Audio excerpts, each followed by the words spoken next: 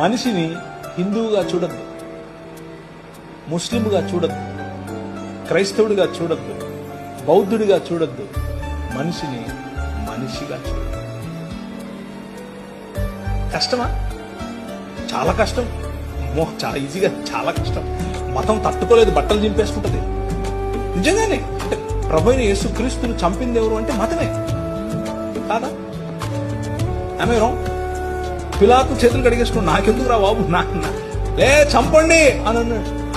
మతం నిజమైన మనిషిని చూస్తే బట్టలు చింపేసుకుంటుంది. ప్రధాన యాజకుడు అన్నాడు, యూదుల రాజుకు క్రీస్తు. ఏమో నువ్వు అన్నావు లేదా? అవును, నువ్వు అన్నట్టే. మనుష్య కుమారుడు ఆకాశ మేఘారుడై దిగివచ్చుట మీరు చూస్తారు అనంటే ఇంతకంటే ఎక్కువ సాక్ష్యం కావాలని బట్టలు చింపుకున్నాడు. మతము తట్టుకోలేదు మనిషిని. Try to live a real human life.